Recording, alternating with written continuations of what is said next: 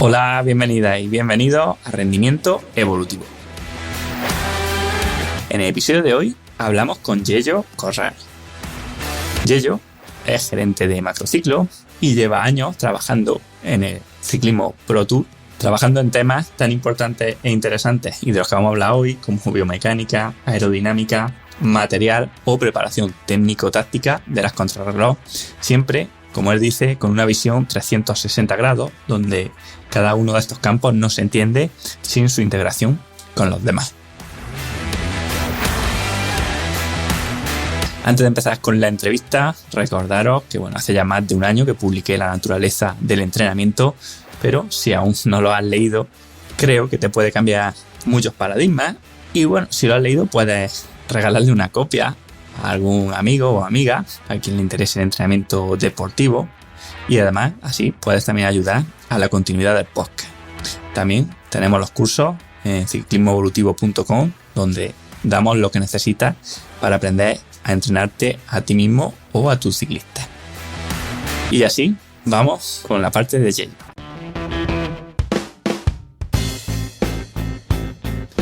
Hola Yello, bienvenido a Rendimiento Evolutivo. Buenas Manu, ¿qué tal? Encantado de conocerte físicamente, personalmente, aunque ya nos conocemos por las redes. Y nada, muchas gracias por tu invitación. Bueno, pues gracias a ti. La verdad que ya llevaba tiempo pensando en traerte, pero al final por unas cosas o por otras. Ha llegado ahora, ¿no? Y creo que vamos a poder aprovechar la entrevista porque hay muchas cosas que quiero hablar contigo y la audiencia ahora lo verá, pero creo que tiene un perfil que es especial en cuanto junta todo el tema de biomecánica, de trabajo de aerodinámica, de entrenamiento, de táctica y técnica, todo en el mismo perfil, y eso es algo que creo que hasta ahora no hemos tenido en el podcast. Pero antes de nada, pues me gustaría que te presentases para gente que no sepa quién eres, y también me gustaría saber un poco cómo ha sido tu trayectoria desde estudiante, por decirlo así, hasta llegar a donde estás ahora, ¿no? Con tu empresa de entrenamiento y trabajando en varios equipos Pro Tour. Bueno, Manu, pues estudiantes somos siempre, ¿no? Y como digo yo, estudiamos día a día y yo creo que al final seremos estudiantes eternos, que al final es la única manera de estar actualizados y de poder hacer mejor lo que nos apasiona, ¿no? Que es quizá con lo que me quedo, ¿no? Con la pasión que es la que te hace mover montañas. Yo ahora mismo yo vengo de una región muy deportista, que es Cantabria, y de una comunidad en concreto que es muy ciclista, ¿no? En la cual, pues en un área de 50 kilómetros a la redonda han salido grandes ciclistas profesionales, reconocidos a nivel mundial, y eso dice pues mucho de la cultura ciclista que hay en mi región, que me tocó vivir en mis años jóvenes, ¿no? En mis años de iniciación deportiva. Yo era practicante de muchos deportes, pues soy un apasionado del deporte, pero uno de ellos era el ciclismo. Y mis amigos del colegio practicaban ciclismo, y fue lo que me animó a meterme en la escuela de ciclismo, ¿no? Con 13 años, creo que era, infantil de segundo año, cuando empecé a competir. Sí que venía andando en bici ya desde los 11 con mi grupo de amigos. Y a raíz de meterme en el mundillo de la competición ciclista y de las carreras, pues fui creciendo un poco mi amor por ese deporte, ¿no? He probado ciclismo de carretera, he probado ciclismo de montaña, y luego pues llegó una edad que creo que, como a muchos, por unas cosas o por otras, pues me tocó decidir qué hacer, ¿no? En mi casa estaba muy por la labor de que estudiara y no perdiera mucho tiempo con el deporte, porque tampoco era algo que quizás se valoró mucho en mi entorno. Hoy en día creo que es bastante diferente, y de hecho lo podemos comprobar, ¿no? Con nuestros entrenados ciclistas y estudiantes y magníficos estudiantes. Pero a mí me tocó decidir, y cuando era mi primer año sub-23 no terminé la temporada. Me coincidió ya mi época en la Universidad de León, en el grado de Ciencia del Deporte, de la antigua INED, y ya pues decidí que la bici pues que iba a pasar a ser un segundo plano y que me quería especializar más en lo que creía que podía dar más yo pensé que podía dar más a otros de lo que yo podía recibir como ciclista, ¿no? Y rápidamente corté mi proyecto como ciclista para convertirme en un entrenador. Te hablo de esto con 19 años, si no me equivoco, y ahí empezó todo. Empecé en la Universidad de León, una universidad con un entorno muy ciclista, ya que muchos de los profesores que teníamos estaban vinculados en equipos ciclistas de la época, tanto en el área de biomecánica como en el área de entrenamiento, como en el área de medicina y fisiología del deporte.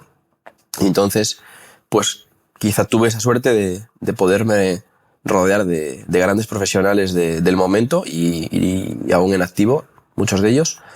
Y eso pues fue generando un poquito mi desarrollo de ese deporte que había practicado desde niño y que tanto me gustaba.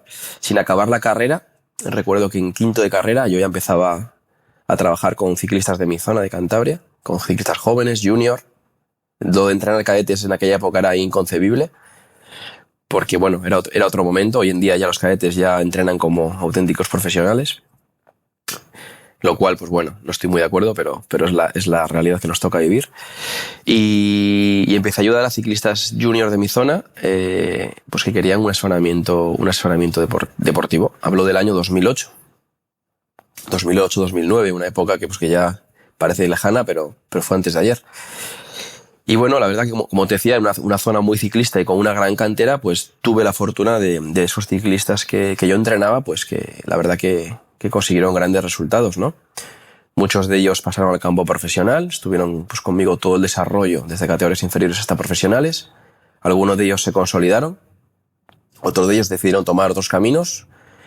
Y bueno, pues a día de hoy, pues ciclistas profesionales siguen en activo, como Chava Angulo, que está corriendo en el Burgos, o José Manuel Gutiérrez, que sigue en activo profesionalmente, actualmente trabajando con nosotros en Macrociclo como entrenador.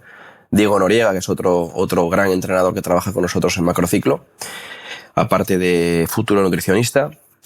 También fue deportista mío en su época y ahora pues somos colegas de curro. Y bueno, la verdad que una serie de ciclistas que tuve suerte, porque para mí fue un privilegio poder trabajar con ellos y ayudarnos a crecer, que lógicamente pues me hicieron aprender mucho de ellos, ¿no? Juanjo Cobo, que fue un gran ciclista profesional cántabro, ganador de la Vuelta a España, entre otros triunfos. También trabajé con él y poco a poco pues fui desarrollándome, ¿no? Pero como siempre, desde categorías inferiores hasta el alto rendimiento. Y ahí fue cuando me especialicé un poquito más en el rendimiento deportivo, ¿no? Yo buscaba que mis corredores rindiesen y quería ayudarles de la mejor manera posible, lógicamente en el área que me motivaba, que era el área del entrenamiento y de la técnica. Ahí fue empezando a meter conceptos biomecánicos, pues de mejora de la técnica de pedaleo. Llegaron los potenciómetros de inicio con aquellos bujes en aquellas ruedas y empezamos a ver cosas que hoy nos parecen muy normales, pero en aquella época pues te rompías la cabeza para entender esos números, qué significaban y qué nos podían arrojar. Empecé a sentir curiosidad por la biomecánica y me apasiona al igual medida que el entrenamiento, porque para mí todo es lo mismo, ¿no? Un entrenador de natación trabaja la técnica día a día con sus deportistas para ser más eficientes y más eficaces en el nado, pues nosotros lo mismo. Y bueno, un entrenador de atletismo hace lo mismo, ¿no? Trabaja la técnica, trabaja los aspectos más condicionales. Pues nosotros en el ciclismo, pues para mí yo lo considero o lo veo todo un 360, ¿no? Trabajo técnico, trabajo condicional, trabajo psicológico, trabajo específico. Y ahí me fui especializando, tanto que me llevó a formarme un poquito más en lesiones y en el mundo de la fisioterapia, de cual también me gradué 10 años después. Y poco a poco pues he ido mezclando, ¿no? Mezclando por simple curiosidad, mezclando cosas que me han ido pues abriendo un poco la mente, ¿no? Y a día de hoy pues es lo que soy, o lo que me considero. Un experto en preparación física del ciclista, enfocado desde todos los ámbitos, desde el punto de vista del entrenamiento, del punto de vista de la biomecánica, del punto de vista de los materiales, porque al final, como digo yo, mi objetivo es que los ciclistas rindan. Un poquito así ha llegado. Tuve la oportunidad de que de que Machín, al cual conozco hace muchos años, me dio la oportunidad de formar parte del staff técnico del Emirates en 2019. Yo venía entrenando ya a un equipo colombiano que se llamaba el Manzana Postobón, con ciclistas profesionales ya en 2018, y me incorporé como preparador en el equipo el primer año. Luego el segundo año asumí más roles también de preparación y biomecánica, y mi tercer año pues ya me encargaba un poquito más de todo lo que era de la implementación en todos los aspectos de la contrarreloj del equipo, ¿no? Fueron años maravillosos, muy buenos. Se ganó el Tour de Francia 2 veces, que hasta hoy pues no han podido remontar esos años gloriosos. Y la verdad que bueno, mi desarrollo pues va evolucionando, ¿no? Como tu podcast evoluciona, y al fin y al cabo yo también voy evolucionando un poco en mis funciones. Hoy en día el ciclismo de altos rendimientos requiere la especialización y tener gente muy especialista en un área, y bueno, yo me he ido especializando un poquito más en el rendimiento, en las cronos, ¿vale? Y ahí englobo todo, englobo el apartado del entrenamiento de ciclistas para el crono, y englobo también el apartado biomecánico y desarrollo de materiales, un poco donde estoy trabajando ahora pues con mi actual equipo, con la Astana. Bueno, así que pues, y aquí estamos, con 42 años ya cumplidos. sí que te ha dado tiempo a hacer cosas, ¿eh? En estos 42 años, bueno, en estos últimos 20, ¿no? Sobre todo. Yo he ido evolucionando pues como creo que evoluciona todo el mundo en diferentes áreas, ¿no? Incluso en la vida en general. Me gusta lo que dices al final, que oye, es verdad que el ciclismo, pues, no solo el ciclismo, sino todo en la vida, al final se tiende a la especialización, porque ya, pues bueno, digamos que llegamos hasta cierto punto de conocimiento que para dar ese paso más necesitas centrarte solo en un foco, ¿no? Pero es verdad que también luego a la hora de que funcionen los equipos, creo que hacen falta profesionales que sean transdisciplinares. No quiere decir que una persona lo haga todo, pero sí que, aunque cada persona se quede con su área, tiene que entender cómo funcionan las demás, ¿no? Y al final yo creo que uno puede ser muy buen, no sé, hacer un crack en el tema aerodinámico, pero si no sabe de entrenamiento, no sabe de biomecánica, pues a lo mejor pone el ciclista, que lo hemos visto muchas veces, en una posición que luego el ciclista ahí no rinde, o va mal, o va mirando para abajo y luego se cae. O sea, ¿no? Es como que hay que juntar todas estas partes, ¿no? Y de eso quería, pues bueno, ir profundizando en el episodio, ¿no? Porque creo que al final la temporada pues se puede, o la preparación, ¿no? Como tú me dijiste, se puede dividir en lo que se hace, digamos, más general en pretemporada, ¿no? Que sería la biomecánica, test de materiales, test de aerodinámica, y luego ya ir avanzando en entrenar en esas posiciones o entrenar al deportista y el día de la carrera. Así que, bueno, si te parece, podríamos empezar, yo creo que por el tema que además me parece muy interesante, ¿no? Que es, pues, tanto, por un lado, biomecánica y aerodinámica. O sea, me gustaría saber cómo hacéis, por ejemplo, llegar a un equipo, al que sea, o en el mismo equipo, y cómo, no sé, cómo lo hacéis para detectar si un deportista o un ciclista va mal posicionado, si puede ser propenso a lesiones, si hay que cambiársela, si se puede optimizar. O sea, ¿qué te hacéis o de qué forma lo gestionáis? Pues mira, Manu, hablando de rendimiento, ¿vale? Puro y duro, porque el ciclismo no es solo rendimiento, hay un ciclismo muy alejado del rendimiento, que es el ciclismo que practicamos todos nosotros, el resto de los ciclistas. Tú has competido y sabes lo que es, y ahora estás en otra fase diferente. Entonces, si hablamos de rendimiento puro y duro, la especialización es imprescindible. Es por ello que yo estoy centrado solamente en un pequeño área, porque otro área lo completa el resto de compañeros, y tiene que ser así, yo lo entiendo así. Al final tienes que delegar y tienes que centrarte en una cosita muy pequeña y muy concreta para hacerlo lo mejor posible. Abarcar mucho, que lo he hecho, no es lo mejor, y al final el perjudicado es el deportista o el equipo en este caso. Entonces, antes de meternos en este tema, pues por ejemplo, el día que yo me sienta que no puedo aportar algo que contribuya al rendimiento de un deportista, o que yo crea que hay una persona que lo puede hacer mejor que yo me aparto de ese camino y lógicamente me centraré en otras cosas, ¿no? Hoy en día el poder haber sido líder en entrenamiento, líder en biomecánica, líder en materiales, me ha hecho tener una visión muy completa del rendimiento de un ciclista, desde la fisiología, la nutrición hasta los materiales, ¿no? Y el tratamiento con sponsor que actualmente tengo y hago. Entonces, al final, quizá tengo una visión un poco más de hit performance, ¿no? De dirigir un proyecto con diferentes personas, con pequeñas áreas que toquen su instrumento lo mejor posible, ¿no? Es un poco lo que yo creo que será mi siguiente paso, me tocará dar cuando yo crea que no puedo aportar en mi área lo que me gustaría al deportista. Y eso evoluciona con los años. Y respecto a tu pregunta, a tu introducción, pues a ver, al final tenemos que tener claro que un ciclista podemos opinar mucho desde fuera, pero luego hay que conocerlo, hay que evaluarlo, ¿vale? La evaluación de deportista es la que te hace saber si un ciclista va mal posicionado o puede ir mejor o está muy cerquita de una lesión y tú lo puedes intentar mejorar o no. Desde fuera vemos ciclistas con posiciones muy, muy, muy llamativas, pero no podemos concretar que es una posición mala porque puede ser su mejor posición o la que a él le funciona. Ejemplos de ciclistas que tienen una posición no normal o no normalizada, por decirlo así, pues puede ser Chris Froome, por ejemplo, tiene una técnica de pedaleo que no es normal, pero su técnica es la que mejor le va y que le quiten lo bailado, ¿no? Como suele decir.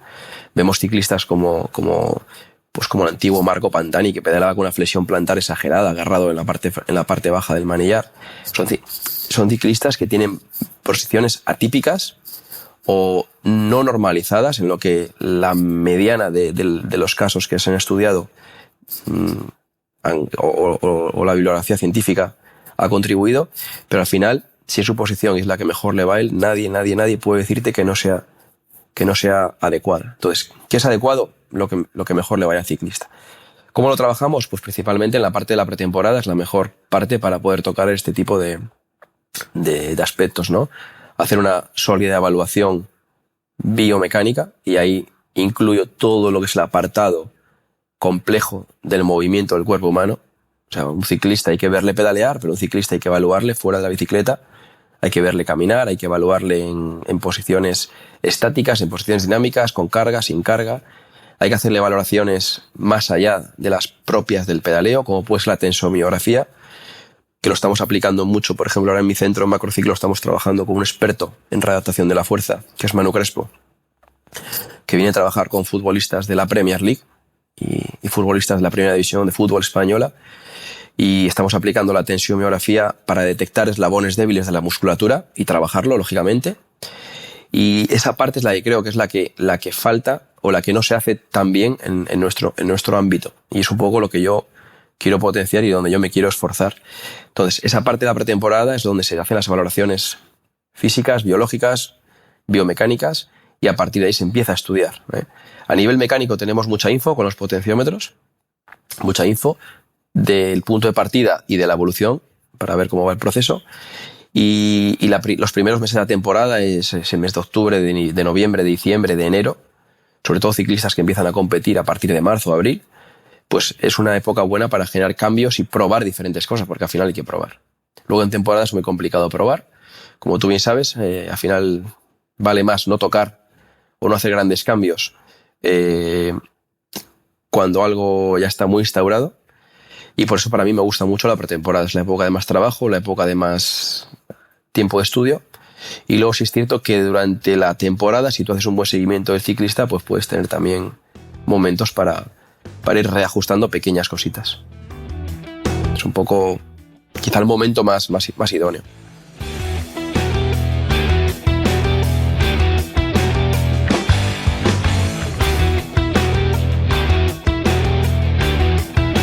Y luego es un proceso dinámico, en tanto en cuanto puede ser que tú pongas una posición a un deportista, pero a lo mejor no se encuentre cómodo, te diga, oye, vamos a subirle, vamos a bajarle, ¿no? Porque al final, claro, también entiendo que, sobre todo en deportistas profesionales, han llevado mucha biomecánica y como que van haciendo a veces un promedio, ¿no? De, oye, mira, yo es que antes iba así, y claro, aunque tú me digas que mi posición óptima es 2 centímetros más alto, pero es que yo no puedo pasar, ¿no? De subir 2, ¿no? Eso a es. lo mejor. Y seguro, es un poco...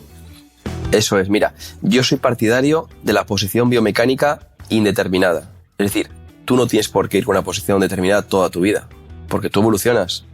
Evoluciona tu cuerpo, evoluciona tu estructura, evoluciona tu forma de andar en bici, evolucionan tus bicis. Entonces, la posición biomecánica nunca es definitiva. Eso es algo que tenemos que entender los biomecánicos. Un ciclista no tiene por qué ir a 75 la altura de sillín. Cuando cambia pedales, cambia de sillines, cambia de densidades, cambia de ropa, cambia de entorno, cambia del frío al calor, cambia de una carrera, una prueba llana, una prueba de montaña, etcétera. Entonces la posición para mí tiene que ser dinámica, siempre y cuando estés dentro de unos patrones o respetes unos estímulos, ¿no? Porque si no puedes romper. Pero yo soy partidario de la posición dinámica. Para mí, un entrenador que tenga los ojos abiertos y los oídos destaponados, como digo, que escucha al ciclista, para mí es clave. Entonces yo he trabajado con ciclistas en los cuales no se le puede mover la bicicleta ni 1 milímetro, ¿vale? Y he trabajado con ciclistas donde mueven la bicicleta todos los días que la cogen.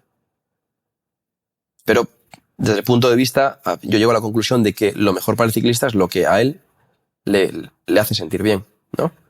Entonces, al final, yo soy partidario de escuchar al ciclista, de hacerle entender el por qué se hacen las cosas y el por qué.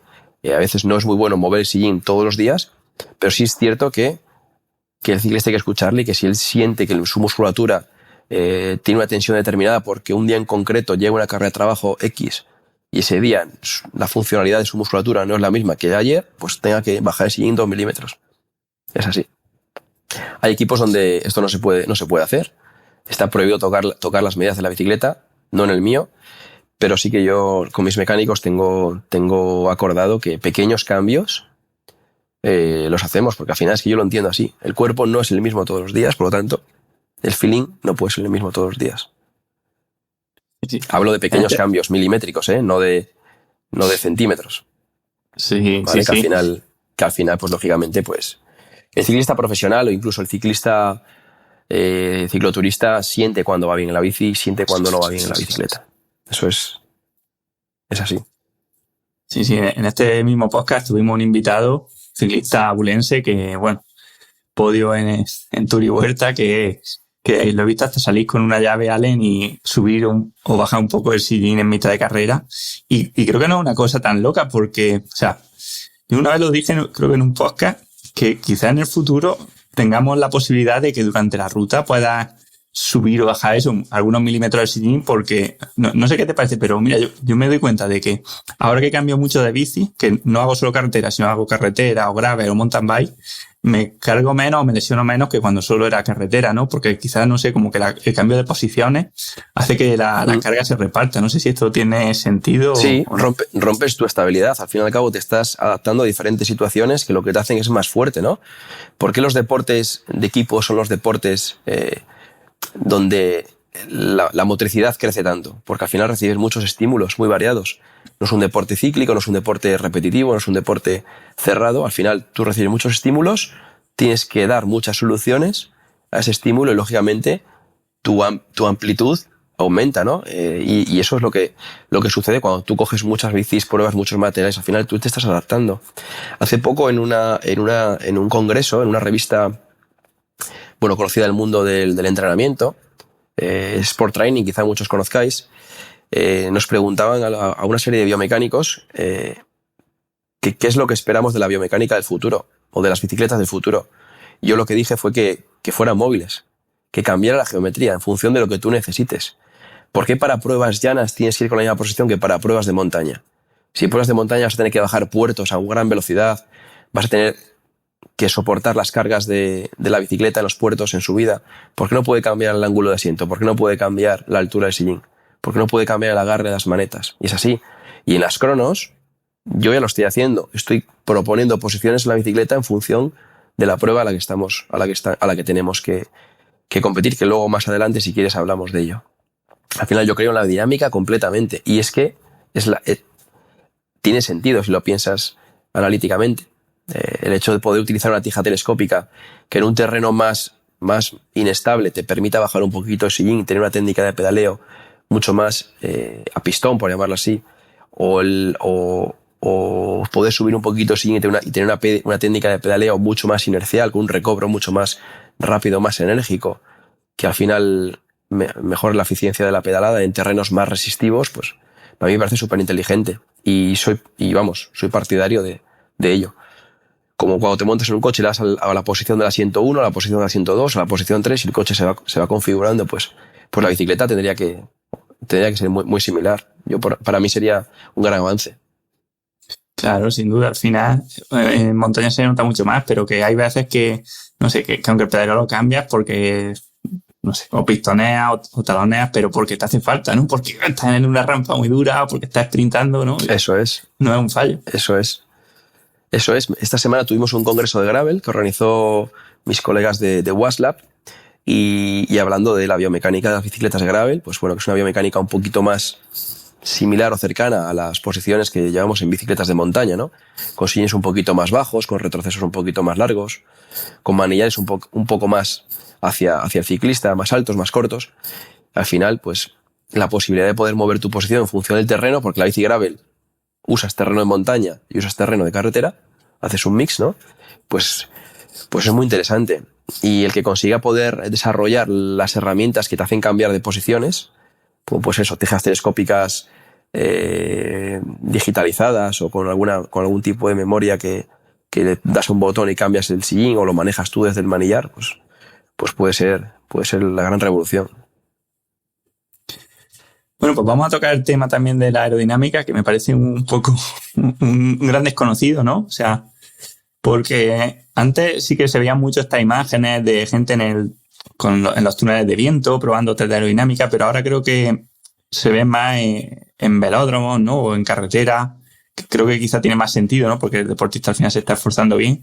No sé tú cómo lo trabajas y cómo se va eso, afianzando la posición, porque me imagino que no es algo fácil. Bueno, pues mira, yo te voy a hablar de mi propio punto de vista y de mi experiencia. Cada uno puede opinar lo que crea conveniente. La aerodinámica para mí en el rendimiento del ciclista es vital, porque al final lo que buscamos es ir rápido, ¿no?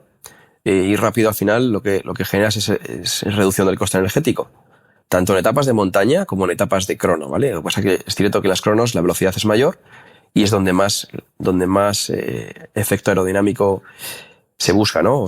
O interesa. Pero vamos, etapas de montaña hay que bajar, hay que llanear, hay que también estar en fugas, escapadas, tienes que ir solo y lógicamente los aspectos aerodinámicos son súper relevantes.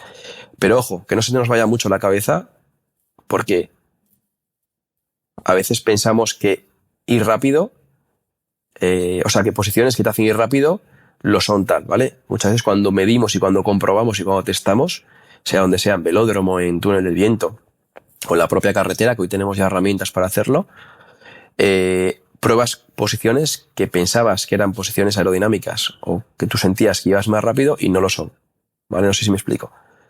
Quiero decir que hay que testar. Sin testar no puedes decir aquí voy más rápido o aquí voy más lento, ¿vale? Hoy en día es hay mucha incidencia en los manillares en carretera más estrechos, manetas metidas hacia adentro, que mejoran el perfil aerodinámico en el área frontal, en plano, en tramos llanos se va súper cómodo en maneta porque evitas la extensión de la muñeca ni la compresión radial, mucho más cómodo el agarre, pero ojo que te perjudican subidas. Si un ciclista tiene el punto de agarre de la maneta más cerrado de la anchura de los hombros y tiene que hacer un esfuerzo para un sprint, disputar una llegada en subida, tirando de las manetas, haciendo toda la fuerza posible, le está reduciendo la palanca de fuerza, ¿vale? O sea que tenemos que tener cuidado, que no se nos vaya de la pinza con estas cosas, que se nos está yendo un poco, porque hay que poner la balanza, ¿vale? La aerodinámica no es todo.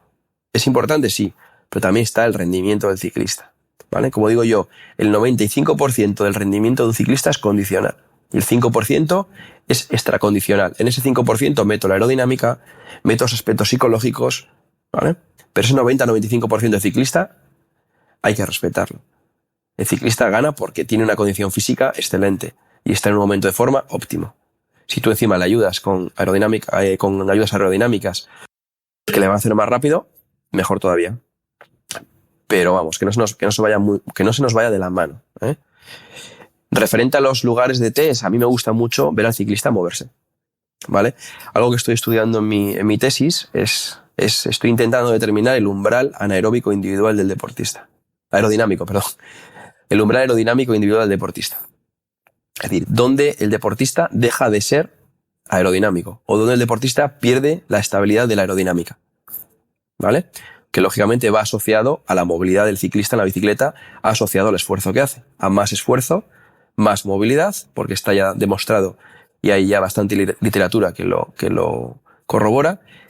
Y a más movilidad, yo estoy intentando estudiar y demostrar si el CDA cambia o no cambia. ¿Vale? Porque sabemos que a más intensidad hay más flexión de tronco, hay más movilidad lateral del ciclista, hay una dorsiflexión, hay una extensión de rodilla mayor. Entonces sabemos que hay cambios biomecánicos que van asociados a la intensidad. Esos cambios biomecánicos se producen después del segundo umbral. Y mi pregunta es, o mi tesis, que es lo que estoy trabajando, es intentar determinar si esos cambios modifican también el perfil aerodinámico del ciclista. Que mi hipótesis es que sí, lo que pasa es que lo quiero demostrar. ¿Por qué te digo esto? Porque es muy interesante estudiar al ciclista en la realidad, a diferentes intensidades. Y la realidad no es el velódromo y no es el túnel del viento. La realidad es la carretera. Con 20 curvas a la derecha, con 18 curvas a la izquierda, con rampas, con bajadas. ¿Vale? Esa es la realidad en la que nos vamos a mover en la competición. Estudiamos en pista el velódromo porque es muy estable el entorno y puedes hacer pruebas de materiales. Muy interesante. Probar cascos, probar bodies, probar manillares, probar posiciones a nivel global. Pero la verdadera realidad es que el ciclista va a tener que ir luego a la calle. Yo sin velódromo calculo un CDA de 0,20, por decirlo así, que es un CDA muy estable, muy típico en corredores profesionales. Entre 0,18 y 0,22 están todos. 0,20, luego ese 0,20, luego la realidad no se da. En la realidad se va a 0,22, 0,23. ¿Por qué? Pues porque el ciclista tiene que moverse. Y vemos ciclistas que tienen un gran CDA en el velódromo, pero luego van a la carretera, en carrera, y pierden el CDA. Pierden esa estabilidad. Entonces, a mí, mi cabeza empieza a comerse, a darle vueltas un poquito e intentar llevar a los ciclistas hacia la realidad. Entonces, el velódromo es muy interesante porque pedalea el ciclista y se mueve, pero ojo, se mueve siempre en un sentido de giro, con unas fuerzas centrífugas y centrípetas que te da el velódromo que no te da la carretera. Y es muy interesante el túnel del viento, pero por lo mismo, para probar materiales y para probar pequeñas mejoras o ganancias marginales que son necesarias. Al final hablo de pequeños detalles que te pueden hacer ganar una medalla o no, como ya hemos visto en muchas de las competiciones de cronos a las que estamos acostumbrados a ver. Entonces, ¿cuándo dejo de ser estable? ¿A partir de qué vatios mi ciclista deja de ser estable y pierde su CDA? Igual me interesa ir más despacio. Igual me interesa 400 vatios en vez de 420, para no perder esa estabilidad, ser más económico y poder tener energía para aportarlo a la fase final de la crono. Y lo mismo que hablábamos antes, no es lo mismo una crono de 10 minutos que una crono de 20 o de 40, no es lo mismo una crono llana que una crono con curvas, una crono con subidas, una crono con bajadas. O sea, al final, el mundo de las cronos, por eso te decía de la especialización, es apasionante y te requiere mucho trabajo. Entonces, es muy importante tener esa perspectiva. Yo por lo menos es la que tengo y como lo concibo así. Porque en una crono tengo que primar factores aerodinámicos si me interesa más primar factores mecánicos. Tener una posición donde el ciclista produzca una mejor pedalada, tenga menos consumo energético, porque es una crono que la vamos a hacer por encima del segundo umbral, en zona de consumo máximo de oxígeno, porque es una crono corta. Y una crono larga igual me interesa, que es una crono que voy a hacer más en zonas intermedias, zonas más estables, energéticamente hablando. Me interesa tener más posiciones más económicas, más aerodinámicas, más resistivas. Entonces, al final hay que jugar con eso. Hoy en día las bicicletas se pueden mover, el manillar lo subes, lo bajas, lo alargas, lo acortas, es sillín parecido, prácticamente se toca menos, pero lo que es todas las posiciones que condicionan al ángulo del tronco son muy interesantes modificarlas. Estudios recientes han demostrado que la flexión del ángulo de tronco es directamente proporcional al consumo de oxígeno. A mayor flexión de tronco, mayor compromiso de la cadena posterior, mayor consumo de oxígeno. ¿Te interesa flexionar mucho a un ciclista para mejorarle 0,005, pasar de un CDA de 0,20 a un CDA de 0,195, aumentando el consumo de oxígeno un 3 o un 4%? Es una balanza que hay que poner en la mesa. Es un poco ensayo-error y muchas veces tomar decisiones pues que a veces aciertas y a veces no. Yo entiendo que el biomecánico o el especialista en aerodinámica quiera justificar su trabajo y mejorar el CDA a base de comprimir al deportista, ¿no? De agrupar, de cerrarlo, porque lógicamente reduces el área frontal y penetra mucho mejor por el viento, pero nos estamos olvidando del coste energético que le está suponiendo a ese ciclista someterlo a una posición a la cual no está acostumbrado, no va cómodo y lógicamente, fisiológicamente va a rendir peor. ¿vale? Y hoy en día lo podemos medir. Tenemos analizadores de lactato, tenemos sensores de análisis de la saturación de oxígeno a nivel muscular, tenemos analizadores de gases portátiles, tenemos mogollón de herramientas que nos pueden decir el coste energético de una posición o de otra. Entonces, ahí es donde yo creo que es importante tener la visión pues que yo tengo o que gente como yo pueda tener, que tenemos las dos piedras en la mano. El aerodinámico quiere mejor aerodinámica y el entrenador quiere que ese esfuerzo que sea lo más económico posible. Y al final, pues bueno, es apasionante.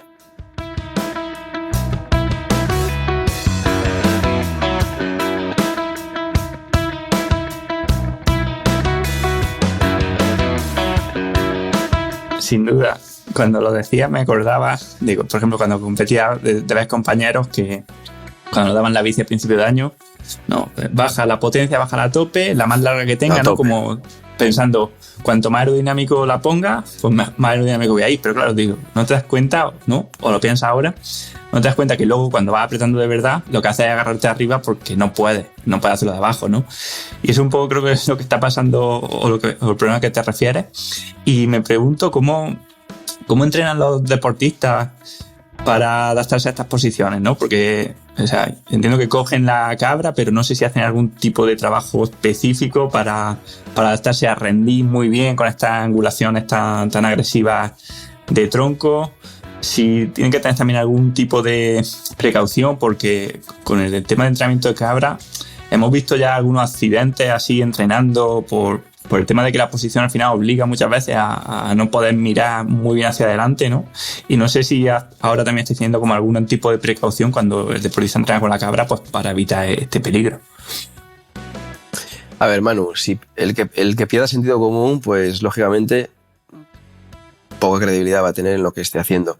Un ciclista tiene que ver, si tú al final a un ciclista le cierras y le bajas para ir a mejorar su aerodinámica, que sí que mejora la velocidad, pero no ve la carretera, pues ¿qué te diga? Un ciclista lo primero y la regla número 1 es que vaya cómodo en la bici, que tenga una posición estable para evitar esos movimientos, sobre todo laterales, cuando abregas, cuando vas rápido, y que vea. Hoy estamos haciendo los cascos ya con unas viseras muy altas, incluso muchos ciclistas van sin visera para poder tener una mejor visión, un mejor campo de visión. Al final el ciclista, si no ve la carretera, pasa lo que pasa, que ya hemos visto algunos ejemplos. Y lógicamente, pues la bici de crono no es una bici cómoda, es una bici para ir incómodo. Poder llegar a una posición muy agresiva lleva su trabajo y su tiempo. ¿Cómo lo hacemos? Como me preguntabas, pues al final hay que tener un seguimiento. Yo de nada sirve que a un ciclista le posicione en octubre y no le vuelva a ver hasta el año que viene. No sirve de nada. ¿Por qué? Porque el ciclista ha evolucionado. Y si yo no evoluciono con él, o lo hago evolucionar, no va a evolucionar su rendimiento. En pretemporada, cuando el ciclista no está adaptado a la bici o a la posición, pues lógicamente tienes que intentar llevarle poco a poco. Eso conlleva trabajo, conlleva seguimiento. Yo, por suerte, lo puedo hacer porque trabajo el área de la biomecánica y el área de entrenamiento. Entonces yo conozco las debilidades de mi ciclista, le propongo el trabajo complementario para que vaya haciendo, sea el que sea trabajo de movilidad, sea trabajo de fortalecimiento, sea trabajo de flexibilidad para mejorar rangos, sea el trabajo de fuerza específica, ¿vale? O sea, más allá del trabajo condicional de la crono, tipo esfuerzo, duración, intensidad, el trabajo que propongo es el trabajo complementario. Entonces llevo todo el proceso, desde la bici hasta el ciclista. Y al final, uniéndolo todo, es como voy evolucionando al ciclista. Y lo que te decía al principio, un ciclista evoluciona a lo largo de la temporada. El peso cambia, la movilidad del ciclista cambia, el trabajo que esté haciendo cambia. Estamos en un periodo de trabajo de base. Lógicamente la musculatura está mucho más dulce que cuando estamos en un periodo de trabajo de alta intensidad, donde hay más rigidez, ¿no? Hay menos oxigenación muscular, hay más rigidez, hay más restricción de movilidad. También el peso del ciclista cambia, el porcentaje graso de inicio de temporada al momento óptimo de pico de forma va evolucionando. Y eso te va permitiendo también mejorar la posición del ciclista. Por eso no creo en las posiciones estáticas, creo en las posiciones dinámicas y creo en seguir en el día a día el ciclista. Y el ciclista evoluciona. Podemos ver ciclistas de contrarreloj de hace 5 años, ahora ha ido cambiando su posición.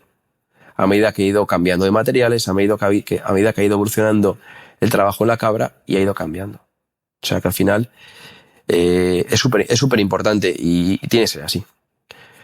Comparamos las posiciones de hoy en día con las posiciones de hace 20 años y son posiciones mucho más cómodas. Ciclistas con marginales más altos, más agrupados en el área frontal y se ha demostrado que va más rápido. Hostia, pues igual la comodidad es uno de los factores a tener en cuenta a la hora de hacer que un ciclista vaya rápido en la bici. Entonces todo evoluciona y todo es importante el análisis, pero la evolución individual es necesaria. Al final el ciclista cambia y tú tienes que cambiar con él. Claro. Al final no es que un ciclista diga es que antes iba mal y ahora va bien, no, simplemente que es que el ciclista ahora Exacto. no es el de antes, ¿no? Exacto. O tú trabajaste con un ciclista en un momento determinado, pasa a manos de otro profesional y considera que le viene mejor hacer un cambio. Pues si el cambio es para mejor, bienvenido sea.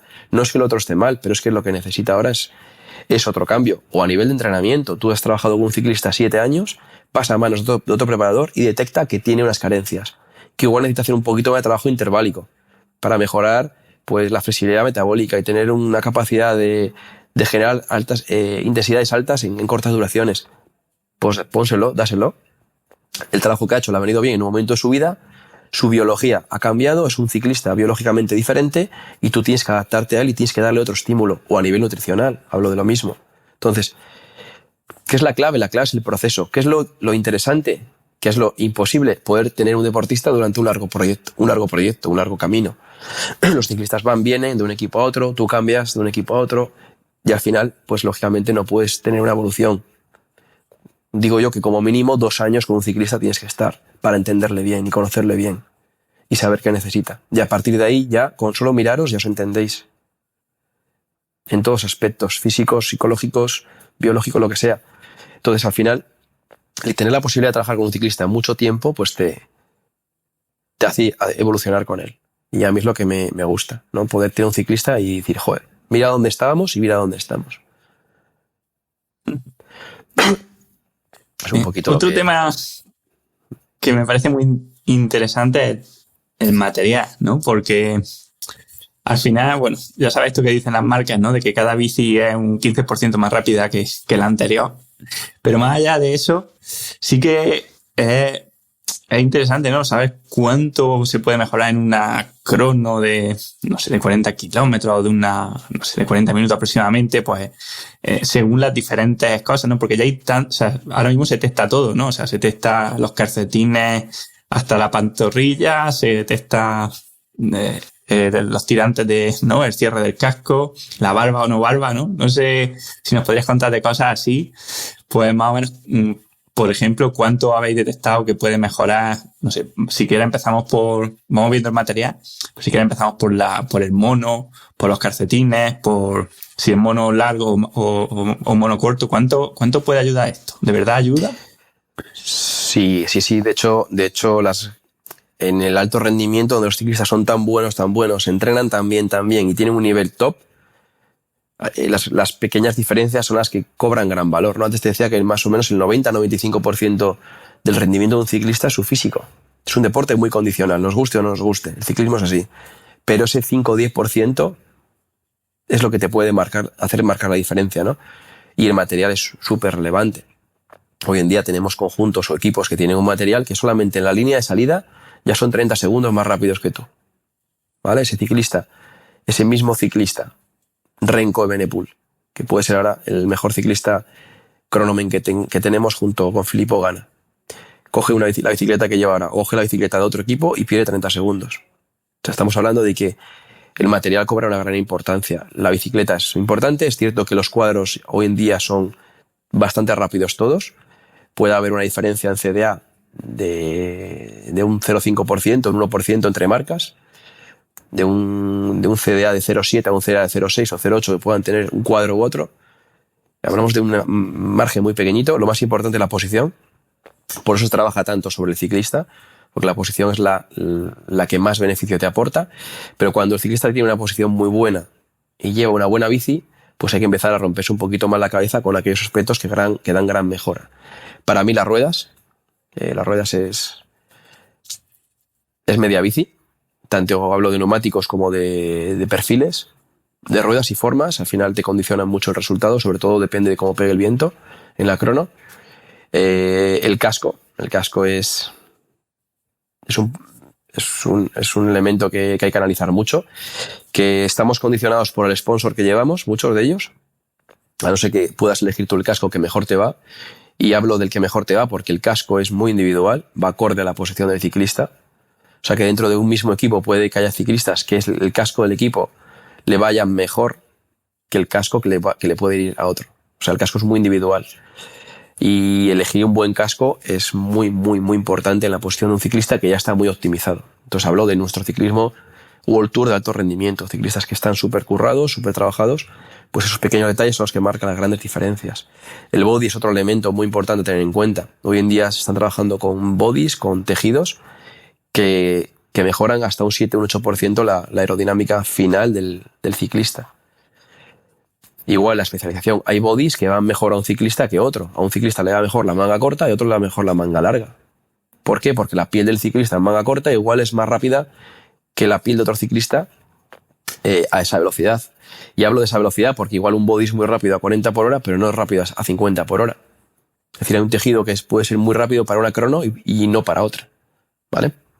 Entonces, vemos que hay muchas diferencias. Por eso es muy importante testar al ciclista a diferentes velocidades y entender qué material es el mejor para la crono 1, para la crono 2, para la crono 3. Igual la crono del Tour se estima una media de velocidad de 47 por hora porque es una crono con subida y le va mejor un material que otro. Y la crono de la Vuelta, que vamos a sacar una velocidad media de 53, una crono más rápida, con tramos de bajada a 70 por hora, pues igual ese tipo de material te favorece utilizarlo y no lo otro. Entonces, en este orden que te he ido diciendo, las bicicletas, las posiciones, yo me quedaría con las ruedas, con el casco y con los bodies. Y luego ya, como todo sigue sumando, pues hay que analizar los cubrebotas. Ahí tienes un pequeño porcentaje de un 0,5, un 0,7% en tu CDA, muy relevante. Pues igual en una crono le ganas 3 segundos por utilizar un cubrebotas o no utilizarlo. Ojo, hay cubrebotas que son peores que zapatillas. O mejor dicho, hay zapatillas que por sí solas son más rápidas que llevar un cubrebotas mal. Entonces, al final, hay que probar y hay que decidir. Y esta crono montamos este kit, esta crono montamos este otro kit. Entonces, ¿es importante el cubrebotas? Sí, es importante. ¿Es importante la longitud de los calcetines? Es importante. ¿Es importante correr depilado con un poquito de pelo? Sí, es importante. Se ha demostrado en algunos estudios que se han hecho que un poquito de pelo de 3-4 días en la pierna rompe los vórtices mucho mejor que ir puramente depilado. O sea, hay ciclistas que son más rápidos con un poquito de pelo en las piernas. Pero bueno, luego vemos ciclistas que van con bigote y van con barba, ¿no? Entonces, al final, es muy individual todo, ¿vale? Lo que vemos no quiere decir que te vaya bien a ti. O ese casco que vemos con unas formas determinadas no quiere decir que te vaya mejor a ti. Pues igual te va a ir un casco largo que te cierra la espalda porque tienes mucha cifosis dorsal, y igual a otro le da mejor un casco corto y más ancho. Entonces al final es muy individual todo. El que tenga la posibilidad de elegir el material, pues va a tener una ventaja muy importante. O sea, el material es todo. De hecho, fíjate si es importante que se está invirtiendo mucho dinero en especialistas como nosotros y luego en materiales. Es muy importante. Y luego la gran faena. Tú te gastas un dinero en comprar un body que te cuesta 4.000 euros, que es el mejor para ti, el más rápido, te pones de líder y tienes que llevar el body de la organización. Que lo hemos medido, que son 7 o 15 vatios peor que tu body. Entonces estás ya con un lastre de 15 vatios. O 10 vatios, depende de las marcas. Entonces es muy interesante. Y dentro del mismo body, pues igual una talla te queda bien para ir a 40 por hora y otra talla te queda mejor para ir a 50 por hora. Si tú tienes tu body hecho a medida, tu body bueno, no sé, para carreras importantes tipo el Tour de Francia, no puedes llevar ese y ponerle la publicidad del maillot amarillo, pero llevar el de tu marca, aunque sea con la publicidad de la otra. Bueno, generalmente no se hace, aunque es cierto que si tienes una buena estructura y te hacen un body a medida, tu sponsor falsificando los datos del otro, pues, ¿me entiendes, no? Puedes hacer un body con tu tejido y haces un clon de tu actual sponsor o del sponsor del Tour de Francia o de la carrera que estés corriendo. Lo que pasa que, bueno, hoy en día, por suerte, las grandes vueltas tienen grandes marcas de ropa y hacen buenos materiales. Pero, por ejemplo, Hace años testamos el body de la Tirreno Adriático y en su día era 7 vatios peor que el body del equipo. Entonces al final te estás jugando una carrera en una crono y ya vas con un lastre pudiendo ir más rápido, ¿no? Pero bueno, son decisiones que a veces te vienen así y ya está. Y tienes todo optimizado, tienes lo mejor del mercado, todo para lo mejor para ese corredor, y ese día tiene el día malo. Tiene fiebre, tiene diarrea, tiene un virus y no va. Entonces al final no haces nada. Entonces, ese 5% que hablaba es muy importante, pero a veces hay que poner la balanza a otros aspectos. Sin duda. Y fíjate, las cadenas, las transmisiones, las cadenas. Te me decía un compañero, pero tan importante es este desviador o tal. Digo, es que no es importante por sí solo, pero si lo juntas con todos los componentes de una bicicleta, suman un pequeño pedacito que ayuda. Ayuda. Y a veces el aspecto también psicológico del deportista es muy importante. El deportista sabe que tiene un buen material, sabe que está en ese aspecto cubierto y optimizado, y eso le hace rendir más. Por lo menos la línea de salida ya se ve con más garantías de lucha, ¿no? Sin duda. Me gustaría aprovechar también que te tenemos para lanzar algunas preguntas así más sobre diferencia o sobre cuánto tiempo puede ganarse con algunos componentes así claves de las bicis de crono, también pues para los oyentes, por ejemplo, ¿vale? La típica, esta seguro que te han hecho muchas veces. ¿Cuánto más rápido vas con una lenticular que con una rueda normal, aproximadamente? Bueno, yo diría con qué lenticular y con qué rueda normal, porque hay ruedas normales que son mejores que lenticulares de algunas marcas, ¿no? A ver, la rueda lenticular generalmente va muy bien en etapas o en pruebas muy rápidas y lógicamente con un perfil muy favorable. En unas pruebas como subidas, como podemos ver en algunas pruebas de Ironman, vemos que hay deportistas que montan ruedas de 60 o de 80 en lugar de lenticular, porque pesa menos y simplemente tienen más beneficio por la reducción del peso, porque son pruebas muy lentas. Pero sí, estamos hablando de que, por ejemplo, una prueba rápida, vamos a ponernos la crono de UAE Tour, que es una crono plana, con un recorrido de ida y vuelta, donde siempre el viento pega en la misma dirección de ida, en contra y favorable a la vuelta o al revés. Pues podemos estar hablando de salir con una rueda lenticular a salir con una rueda normal de un perfil 60, que es la que se puede llevar en una etapa de sprint, llana de sprint, pues estamos hablando de 20-30 segundos más rápido. O sea, al final hace mucho. Fíjate que un perfil de rueda delantera de 60 o un perfil de rueda delantera de 80 o de 100 que llevan algunas marcas en cronos muy rápidas, la ganancia es muy alta. O sea, es brutal. De hecho, hoy en día ya no se concibe una crono salir sin rueda lenticular porque la velocidad que genera el ciclista es muy alta, incluso habiendo subidas. Incluso para cronoescaladas a veces una rueda lenticular te puede ayudar, siempre y cuando esa rueda sea ligera. Hay que poner un poco a la balanza todo, ¿no? Pero bueno, vamos a ver qué rueda es, qué marca y qué puedo hacer. Porque igual es peor mi lenticular que la rueda de perfil alto que uso en la prueba de ruta, ¿no? Pero, por ejemplo, esa otra muy típica, los manillares. Ahora vemos todos los manillares integrados, ¿no? Entonces, el manillar integrado frente al manillar normal, clásico, que hemos tenido durante estos últimos años, la mejora existe. Existe por peso, lo primero, y existe por confort, lo segundo. Un ciclista más cómodo es un ciclista que guía la bici mucho más rápido. Entra en curvas más rápido, más estable, sale de curvas con más velocidad y al final son, a segundo por curva, 20 curvas son 20 segundos. Luego, si mejoras el área frontal, pues sí, hay ganancias marginales.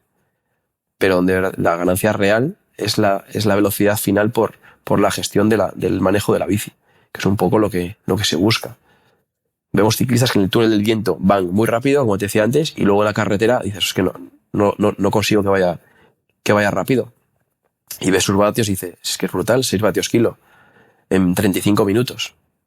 Dices, ¿por dónde se me van los vatios? Pues por las curvas, por ejemplo. Entonces, es un poco eso. La ganancia marginal existe. Los bidones, el bidón redondo o el bidón aero. Fíjate qué pequeño detalle. O el no llevar nada de bidón, depende del viento en la carrera. Pues podemos estar hablando de 5, 6, 7 segundos en una prueba de cierta duración.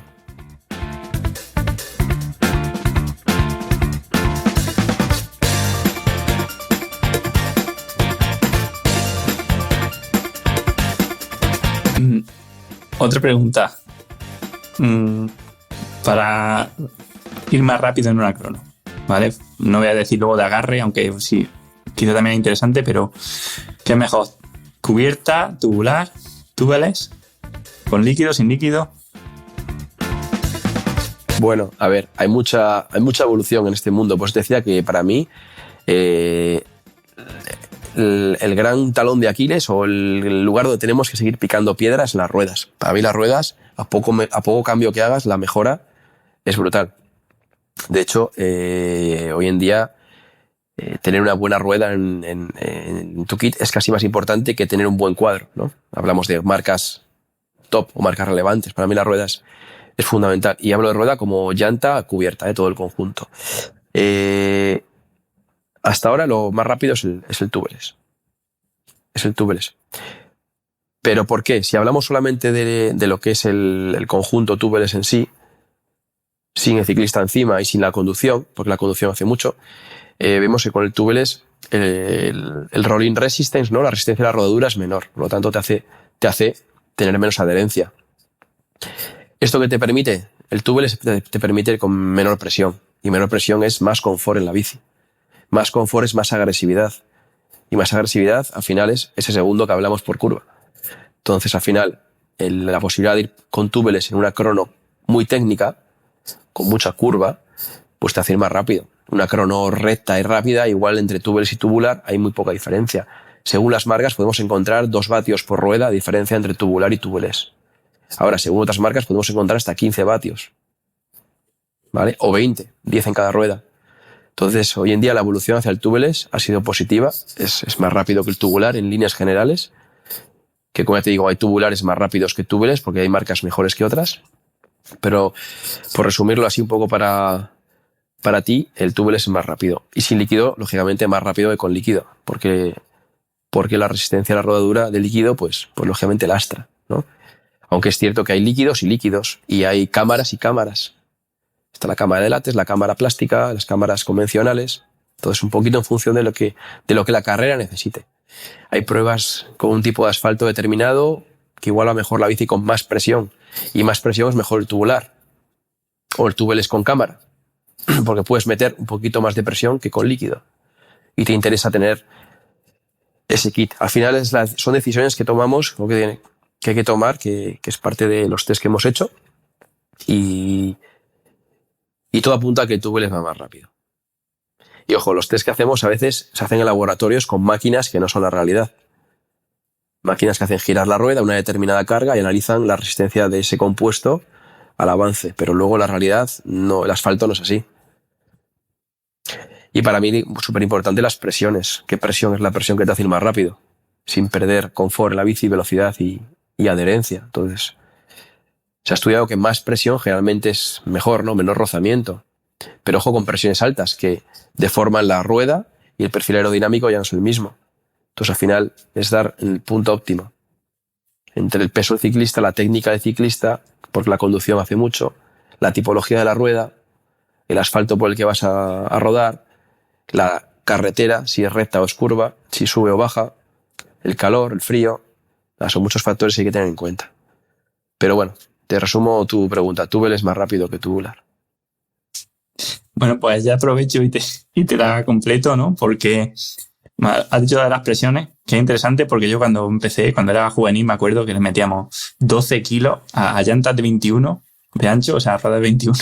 Le metíamos 12 kilos a tubular, 8 kilos si era cubierta, y claro, entiendo que ahora es muchísimo menos. Entonces me gustaría saber un poco más o menos por dónde andáis de presiones, según si es cubierta, tubular, y también de anchos de rueda. Eso, la presión va un poquito acorde al ancho de la rueda, ¿no? A mayor anchura de rueda de neumático, menor presión porque hay más volumen de aire. Yo me acuerdo cuando corría en cadetes y en infantiles, y en junior corría en junior ya no cambié de rueda, pero corría con 18 adelante, una rueda de 18 adelante, 21 atrás. O sea que mirabas la rueda de perfil y parecía un cuchillo. Y le metíamos 11 kilos, ¿vale? Con cámara de aire, con tubular ya te ibas a 12, eso es. Hoy en día algún ciclista todavía profesional que utiliza altas presiones porque siente que va rápido. Pero es que, ¿qué diferencia hay entre sentir y medir? Pues muy grande. Tú sientes que va rápido porque tienes mucha más vibración y mucho más rigidez y pequeños movimientos o cambios que haces en la bicicleta, tienes respuesta rápida. Pero cuando lo mides te das cuenta que no va rápido. Entonces, pues bueno, la presión va acorde un poco al volumen de aire de cada neumático. Hoy en día llevamos neumáticos más anchos que antaño, y neumáticos más anchos, lógicamente, pues llevan menos presión. Por decirte un número referencia, pues por ejemplo, con con cubiertas de 28, pues te puedes mover entre 4 y 5 bar de presión. Dependiendo un poco el ciclista, ¿no? Y la rueda, hay ruedas que no aguantan más de 5 bar, por seguridad. Con ruedas de 30 te puedes ir ya a 3,5, 3,2, 3,4. O sea, entre 3,5 y 4. Depende un poco también el terreno.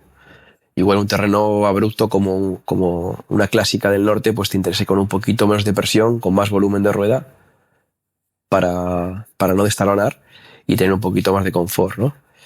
Pero bueno, generalmente bajas presiones, más comodidad, más confort, menos velocidad, y altas presiones, todo lo opuesto, ¿vale? Lo importante es buscar un punto de equilibrio entre unas bajas y unas altas.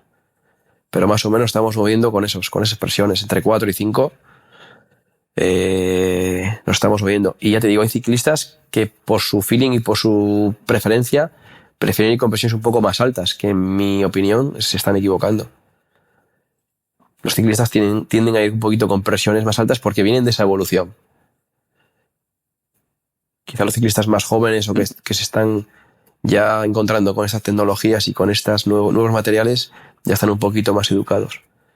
Pero, por ejemplo, si para ti tu presión óptima es 4,2 y tú metes 4,8 porque te encuentras más a gusto, hay un pequeño margen de error de 0,6. Yo siempre doy una tolerancia a mis ciclistas de 0,2. 0,2, 0,25. Les dejo a ellos un poquito elegir en función de su técnica. Hay ciclistas que son muy agresivos en la conducción o en la arrancada y necesitan un poquito más de presión, también para evitar destalonamientos o posibles pinchazos, ¿no? Porque una rueda con baja presión también es más vulnerable al pinchazo. Pero bueno, todo eso se mide, se estudia, que hay herramientas para ello y la verdad que ha habido una gran evolución en este aspecto. Pues hemos hablado de aerodinámica, biomecánica, materiales, así que ahora me gustaría preguntarte ya para terminar por el día de la prueba, ¿no? El día de la crono, que también es importante, bueno, por el día y por la preparación previa, ¿no? Porque, por ejemplo, para una crono de un tour, de una vuelta, de un campeonato del mundo, me da igual, ¿no? Pues imagino que primero vais, la veis, ¿no? Aparte de que veréis la altimetría y el perfil, la veis en persona, con el coche, con el ciclista, luego tenéis que pensar en material, ¿no? Entonces me gustaría preguntarte cómo es ese proceso y cómo podría ser, en el caso, no sé, de cronos también así muy extrañas, como pues los últimos años en el Tour están metiendo estas cronos que no sabes si cambias de bici o no cambias, ¿no? Porque tiene una subida al final. Bueno, ¿cómo lo hacéis para decidir, ¿no? Si salgo con bici normal, salgo con bici de crono, cambio. Bueno, pues un poco como te venía contando, ¿no? Durante toda la temporada vas probando todo el material que tienes. Si heredas el material de la temporada pasada ya le conoces muy bien, por lo tanto ya sabes el rendimiento de cada material y lo que le va bien a cada ciclista. Yo, por ejemplo, tengo en casa una bici del equipo y hago pruebas yo. Yo pruebo cascos, yo pruebo cadenas, yo pruebo ruedas, yo pruebo cubiertas, yo pruebo presiones y al final porque también me gusta sentirlo, ¿no? Y también pues es difícil a veces tener un corredor del equipo contigo para invertir tiempo en eso. Entonces una forma de evolucionar y seguir trabajando es probando tú mismo, ¿vale? Lógicamente las velocidades a las que yo pruebo el material no es la misma que la que puede ir un ciclista de mi equipo, ¿no? Porque lógicamente mi condición pues no es la que tienen ellos ni de lejos. Entonces pues el día de la crono pues lo primero, ver un poquito. Es cierto que esto ya es un poco decisión a veces táctica, ¿no? Porque hay equipos que los ciclistas se juegan la clasificación general en esa crono y hay equipos que esa crono va a ser un día de descanso. Entonces, si vas un día de descanso y un día de transición, pues tampoco te lo tomas tan en serio, por decirlo así, ¿no? Vas un poco más a asegurar el puesto, a entrar en el tiempo determinado con el menos acúmulo de fatiga posible, que también lo estudiamos con los porcentajes del límite máximo de tiempo, pero si el equipo va a disputar la crono porque es necesaria, pues lógicamente la crono se mira antes. Hoy en día con los sistemas y las plataformas digitales tenemos mogollón de información. Con Google Maps podemos ver la carretera, podemos ver la las curvas como son, podemos ver a veces hasta los agujeros de la carretera. Es cierto que no es real porque a veces cambia, pero ya vamos al lugar de trabajo con mucha información. Ya sabemos que la crono tiene X desnivel, que tiene X curvas, que tiene X subidas de X longitud, de bajadas, sabemos que hay adoquín, entonces vamos preparando un poquito el material. ¿Cómo se hace? Pues se va meses antes, por ejemplo, la crono del Tour de Francia, meses antes, se va a inspeccionar, a visualizar. ¿Vale? Por ejemplo, pues si aprovechas una carrera que te coincide en Francia, como puede ser París-Niza en marzo, ya vas a ver la crono del Tour, te acercas con el coche, la ves, la visualizas. A mí me gusta mucho verlas en directo porque es cierto que cambian, ¿no?, de la realidad cuando las ves en el ordenador, las ves en directo. Y si es posible incluso hacerla en bicicleta, porque también cambia la percepción que tienes desde el coche. A veces voy en coche e intento entrar en las curvas a la velocidad que creo que pueden entrar los ciclistas. Digo, aquí voy a entrar a 70, a ver cómo es la curva. Aquí voy a entrar, pues para yo hacerme una idea de cómo puede ser la curva esa, ¿no? Entonces vas preparando un poco la crono. Vas con el ciclista otro día, la ves, la pruebas presiones, pruebas materiales, pruebas incluso desarrollos, ¿vale? A ver cómo el ciclista se encuentra más a gusto y, lógicamente, pues el día de la crono ya la tienes preparada, la tienes estudiada y el ciclista ya la ha visto. Si no es posible, pues el día antes o incluso el mismo día de la crono por la mañana tienes la opción de hacer un recorrido de reconocimiento, que para mí es súper importante, ¿vale? Porque el ciclista ya se encuentra, ya percibe lo que se va a encontrar en la realidad. Para mí casi más importante que el ciclista vea la crono en un reconocimiento y que pierda tiempo en eso, que por ejemplo hacer el calentamiento previo a la crono. Si hay que decidir, un ciclista que va a disputar la crono, prefiero que la vea. Prefiero que la vea, aunque llegue justo al autobús para luego cambiarse, prepararse para salir. Porque sabes que antes de la crono hacemos un calentamiento previo, que en muchos casos no cambia nada, porque al final el calentamiento en esfuerzos de media y larga duración, ciertos estudios que se han hecho han demostrado que apenas hay cambios en el rendimiento. Es un aspecto un poquito más protocolario y psicológico, que hay deportistas que lo necesitan y tiene que ser así, pero yo prefiero casi invertir más tiempo en ver la crono, levantarte por la mañana, ir en coche a verla o en bici, hacerla cuando el circuito está cerrado y que el deportista la vea si no ha podido verla antes. Las grandes pruebas pues se ve meses antes y se prueba y se estudia. Se elige la bicicleta, ¿no? Si es interesante el cambio de bicicleta. Pues hombre, si tu bicicleta de crono pesa 10 kilos o 9, como pesan muchas bicicletas, y tu bicicleta de ruta pesa 7 o menos de 7, que es difícil con los discos hoy en día, pues igual esos 2 kilos de diferencia en una subida de X porcentaje o de X duración, pues te interesa. Hoy en día hacemos todo ese tipo de cálculos y estimaciones para ver qué nos compensa, ¿no? Contando el tiempo que pierdes en el cambio de bici, contando el factor biomecánico del cambio de bici, contando el aspecto psicológico del cambio de bici, etcétera, etcétera, pues estudia si te interesa el cambio de bici. Si te interesa lo haces y si no, pues no lo haces. Equipos que deciden no cambiar, pues es porque tienen una bici de crono muy ligera. Porque al final 1 kilo de diferencia en una bici de crono, una bici de ruta, en una subida corta, igual no te interesa. Y depende, si la subida es muy dura pero luego acaba una parte final plana, pues igual te interesa acabar con la bici de crono, porque puedes descansar. En la bici de crono puedes descansar toda la musculatura del tronco, mucho mejor que en la bici de carretera, y porque vas a recuperar esa velocidad perdida en el tramo final. Entonces son estrategias muy respetables y muy individuales. Si cada equipo decide hacer una decisión, hay que entender que es porque es lo mejor para ese equipo, para ese material que lleva. No podemos decir que es un error si no conocemos desde dentro el por qué se ha hecho. Pero bueno, hemos visto el Tour, ¿no? El cambio de bici de Tadej con Vingegaard, que no hizo cambio de bici, por ejemplo, o en el Giro, ¿no? El cambio de bici que hizo Roglic y el cambio de bici que hizo Geraint Thomas, ¿no? Que perdió mogollón de tiempo. Pues esas cosas al final desde fuera se ven de otra manera y desde dentro igual tienen un sentido y un porqué. Tadej cambio de bici, pues porque habrán estudiado que el cambio de bici le favorecía. Y es un ciclista que se encuentra mejor con su bici de ruta y es capaz de subir mejor con la bici de ruta, pues el cambio está bien hecho. Al final es que son muchísimos factores involucrados. Habrá personas que a lo mejor son más fibra rápida, no sé, que ese parón de esos 10 segundos sin pedalear en el cambio de bici les puede dar la vida, y a otros que les haga venirse abajo, ¿no? Exacto, y ese cambio de bici, coges la bici de ruta para acabar la subida, la bici de ruta lleva una botella de agua, le das un trago, luego la tiras y ese trago es el que te da la recuperación o la energía que tú necesitas para esos 5 kilómetros de puerto. Tadej ganó un Tour cambiando de bici en el 2020, si no recuerdo mal. Ese Tour lo ganamos por el cambio de bici que hizo, entre otras cosas. Este año le salió diferente la jugada, pero no creo que por el cambio de bici, sino porque su rival fue muy rápido. O sea, es que al final hay que entender todo de una manera muy global. Y máximo respeto a las decisiones que se toman, porque son por algo. Que los profesionales las toman con datos en la mano, no porque sí. Claro, al final, desde fuera, pues es que parece que el que gana ha elegido la estrategia correcta y el que no gana, no.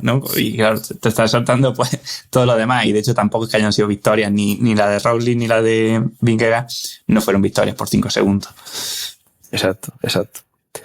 Pero bueno, que todo hay que estudiarlo, está claro. Y hoy en día tenemos la posibilidad de analizarlo todo, tenemos la posibilidad de medirlo, tenemos la posibilidad de ir ahí al terreno al campo a probar y a ver in situ.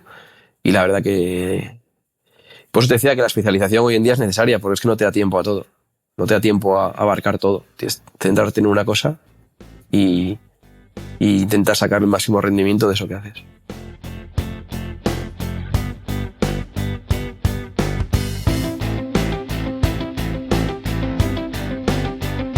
Y luego en la crono, con el plan de potencia, o sea, entiendo que se da unas líneas, ¿no? De, oye, vamos a estar, sobre todo al principio, pues en torno a estos vatios, tal, ¿no? Para controlar un poco, sobre todo lo que tú decías antes, ¿no? Del umbral de aerodinámica, pues para no ir demasiado despendolado y a lo mejor ahorrar fuerza, ir casi igual de rápido gastando menos, ¿no? También porque cuanto más rápido vas, menos renta dar más vatios.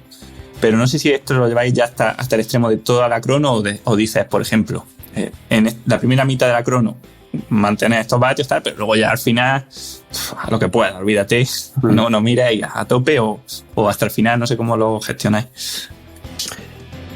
Bueno, depende del ciclista, Manu. Hoy en día, con las métricas, la verdad que se ha llegado muy lejos y se pueden hacer grandes previsiones, pero es cierto que hay ciclistas que son incapaces de seguir métricas y hay ciclistas que, si no siguen métricas, no van, ¿no? Y les gusta tener todo bajo control. Depende un poquito de la crono, de la longitud de la crono y del tipo de esfuerzo de la crono y de tu ciclista. Hay ciclistas que son mejores en partes finales, por lo tanto tienes que encararle hacia esa parte final y tienes que tener un poquito más conservador en la parte inicial. Hay ciclistas que son capaces de salir rápido y mantener altas intensidades desde el inicio, porque tienen una tolerancia al esfuerzo, en este caso a la acumulación de ácido láctico, por salir tan rápido mayor y hay que sacarle rendimiento en su parte buena.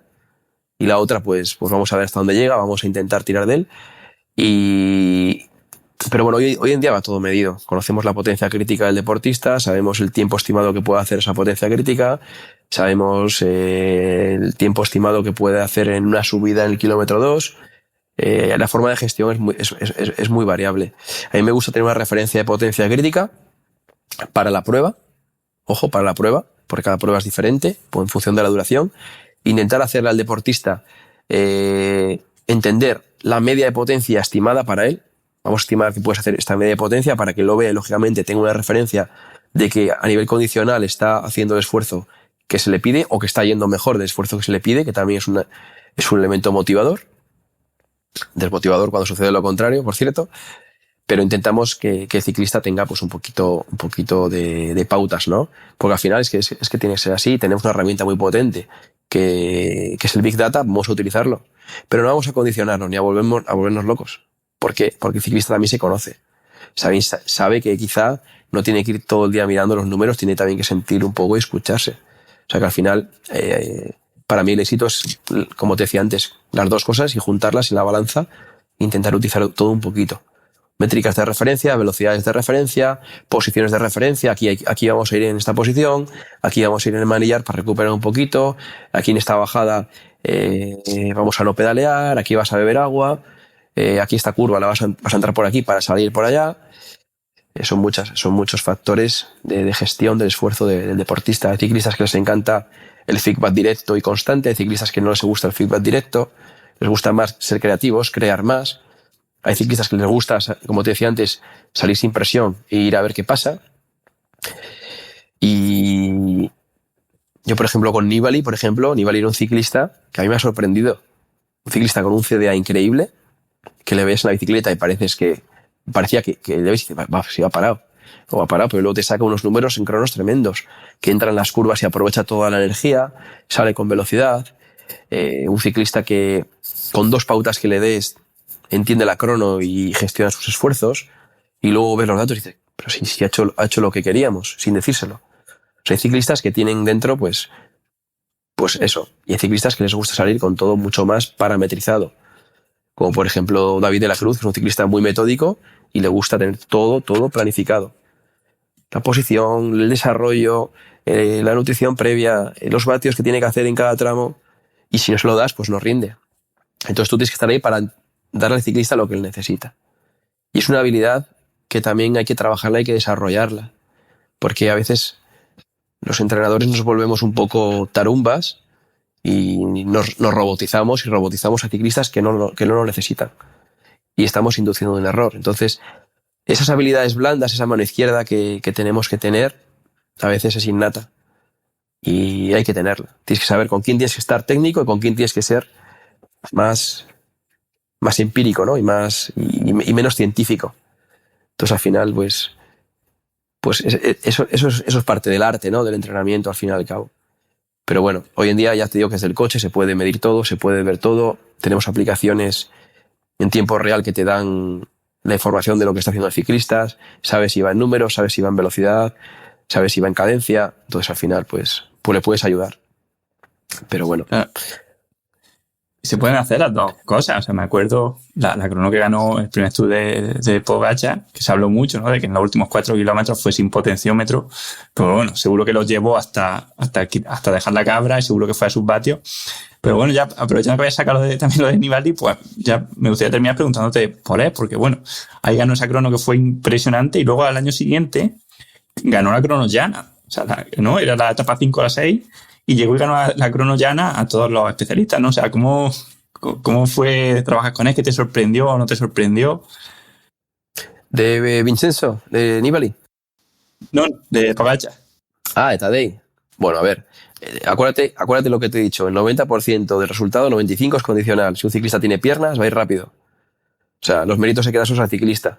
La condición física es suya y si un ciclista va rápido, por muy mal que vaya en la bicicleta y por muy malo que sea el material que lleva, va a ir rápido. Y al final, pues eso.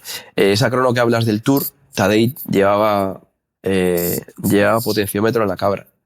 En la bici de ruta no llevaba el display, llevaba lógicamente las bielas sensorizadas, pero no llevaba el display, ¿no? Se intentaba limar al máximo el peso de la bici. Y el objetivo era gestionar el esfuerzo hasta la subida. Una subida de 5 kilómetros había que hacerla a tope. Incluso hubiera sido contraproducente ir mirando los números.